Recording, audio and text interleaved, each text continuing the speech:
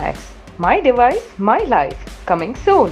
வணக்கம் ஃப்ரெண்ட்ஸ், நான் உங்கள் புகாரி. இன்றைக்கி என் கூட யாருக்கான்னு பார்த்தீங்கன்னா, விருமன் படத்தில் ரிலீஸ் ஆன அந்த கஞ்சா பூ கண்ணழகி பாடல் எழுதின கருமாத்தூர் மணிமாறன் தான் இருக்கார். ஸோ பாடல் பார்த்தீங்கன்னா அப்படியே அந்த மதுரைக்கே உரிய அந்த அந்த மதுரையோட சொல்லாடல்கள், மதுரை வட்டார வழக்குலாம் சேர்த்து ஒரு அருமையான ஒரு காதல் பாட்டு. அது பயங்கர வைரலாக போயிட்டுருக்கு. அந்த பாட்டில் இருந்த மணிமாறன் நம்ம கூட இருக்கார். ரொம்ப சிம்பிளாக இருக்கார் ஆள். ரொம்ப பாடல் மாதிரியே ஆளு சிம்பிளாக தான் இருக்காரு. ஸோ இந்த பாடல் உருவான விதம், இதுக்கு முன்னாடி கருமாத்தூர் மணிமாறன் என்ன பண்ணிட்டாரு, இதுதான் ஒரு சினிமாவில் முதல் பாட்டு. இந்த பாடல் வாய்ப்பு எப்படி அமைஞ்சது எல்லாம் கேட்டு தெரிஞ்சுக்கலாம். தொடர்ந்து சேனலை பாருங்க, சப்ஸ்கிரைப் பண்ணுங்க. வணக்கம். வணக்கம். உங்கள் பாட்டு மாதிரி ஆளு ரொம்ப எளிமையாகவே இருக்கீங்க. பாடல் அவ்வளோ எளிமையாக இருக்கு. அதனால் நம்ம அதில் பாடலுக்கும் எளிமைக்கு சம்மந்தம் இல்லை. ஒரு மனுஷன் எப்படி இருக்கானோ அது மாதிரி தான் அவனுடைய வாழ்க்கை இருக்கும். மணிமாறன் யாரு? மணிமாறன் என்ன பண்ணுறது? எப்படி சினிமாக்குள்ள வந்தீங்க? அது மணிமாறன் சாதாரண ஒரு கலைஞன் தான். நான் வந்து தெருநாடக கலைஞன். தெருநாடக கலைஞன். எனக்கு வந்து நடிக்கணும்னு ரொம்ப ஆசை. அப்போது எனக்கு சின்ன பிள்ளையிலேருந்து என்னென்னா, அந்த ஸ்கூலில் ட்ராமாலாம் போடுவாங்க.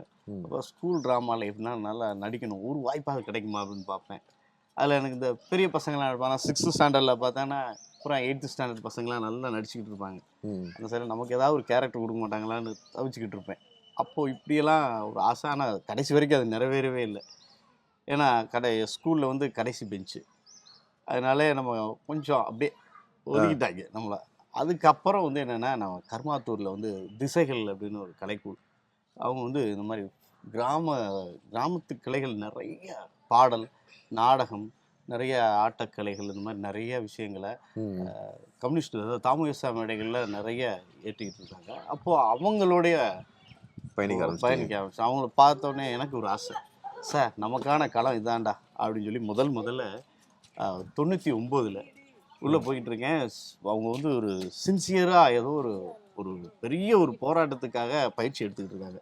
அது என்ன ஒரு போராட்டம் அப்படின்னா, அதாவது தெருநாடகத்தை வச்சு உலக சாதனை புரியணும் அப்படின்னு ஒரு மிகப்பெரிய ஒரு பயிற்சியில் இருக்காங்க. அந்த நேரத்தில் தான் நான் போனேன்.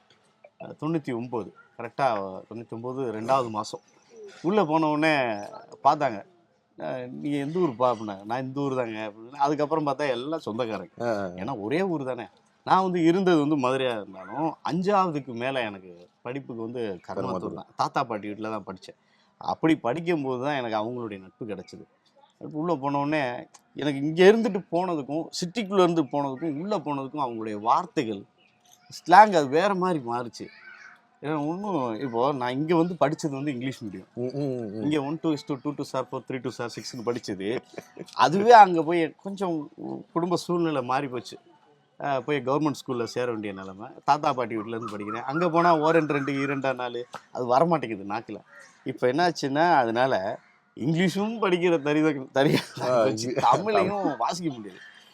இருந்தாலும் கொஞ்சம் வாசிக்கலாம். இப்போ அந்த மாதிரி ஒரு சூழ்நிலையில் அந்த குழுவை நான் சந்திக்கும் போது அங்கே பார்த்தீங்கன்னா அண்ணன் தான் எனக்கு, ரோஸ் மிகிலன்.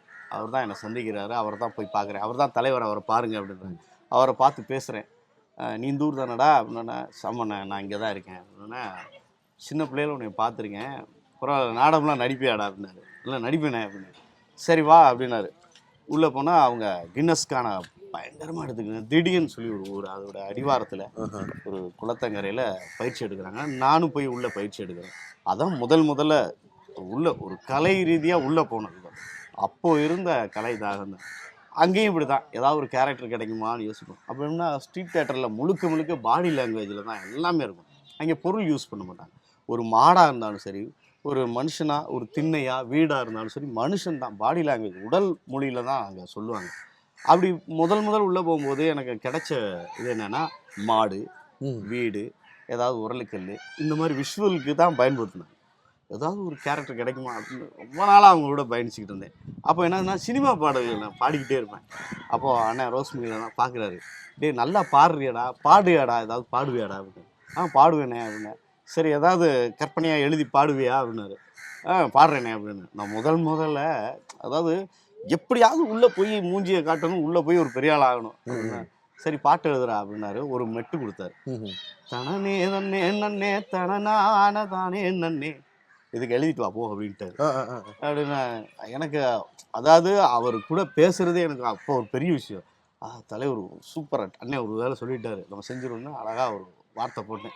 சும்மா எளிமையான செவந்த நெத்தியில செவக்காட்டு மண்ணை எடுத்து வச்சாலே பொட்டாகத்தான் நெத்தியில எண்ணெய் எடுத்து மனசும் மனசும் பொண்ணா சேர்ந்த பின்னும் என்னடியச்சம் பொண்ணாலே தாலி பொண்ணு செய்யறது தானே மிச்சம் ஆசையில அத்தை மக என்ன நினைச்சு நித்தம் நித்தம் அப்படின்னு அவர் சொல்லாத டியூனுக்கு எக்ஸ்ட்ரா போட்டுக்கிட்டு இருக்கேன்.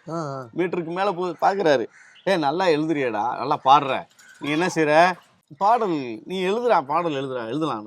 அண்ணே நானா அப்படின்றேன். இல்லை நீ எழுதுப்பா அப்படின்னாரு. உண்மையில ரோஸ் மிகிலனுடைய வரிகள்லாம் கேட்டோம்னு வச்சுக்கோங்களேன், செம்மையான கவிஞர். உண்மையில அவருடைய வரிகள்லாம் கேட்டு மிரண்டு போயிருக்கேன்.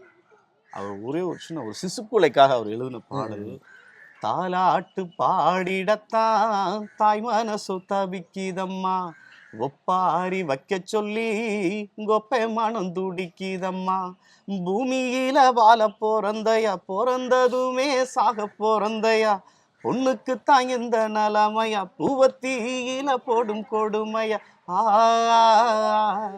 உள்ள அப்படியே சரணம் போனா, கண்ணே உன்னை கொல்ல மாட்டேன், காலம் எல்லாம் நாங்க அப்பேன், நானும் ஒரு பெண்தானடி, உனக்கு நாயும் நான் கேட்பேன், பொண்ணு நான் கொன்னு விடவோ, மாணிக்கத்தை மண்ணு மூடவோ, குழந்தையின்னா கொல்லுறானே, குமரியின்னா துள்ளுறானே.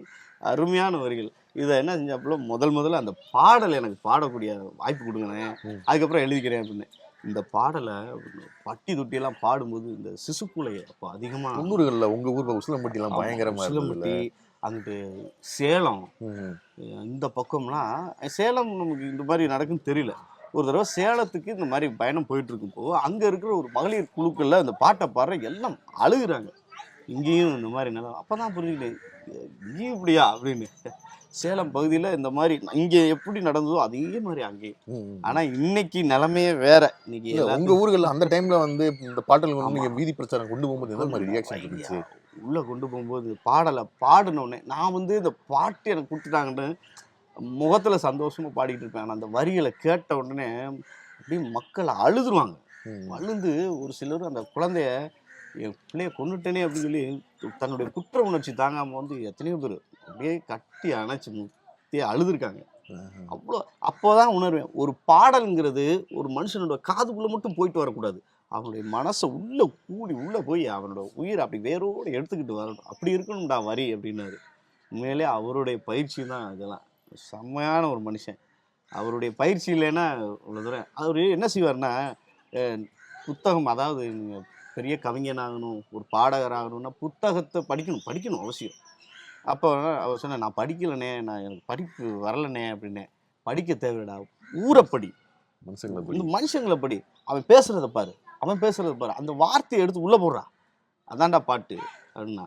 அவனை போய் டச் பண்ணணும், அவன் மனசை போய் டச் பண்ணணும். இன்னும் ஒரு ஆடு மேய்ச்சிக்கிட்டு இருக்கானா, அவனை கூப்பிட்டு இந்த வரி நான் பாடுறேன் கேட்குறேடா அப்படின்னு பாடி முடிச்சு, நான் பாடினது என்னடா புரியுதாடா அப்படின்னு கேட்டால் அவன் சொல்லணும். ஒரு பாமரை சொல்லணும்.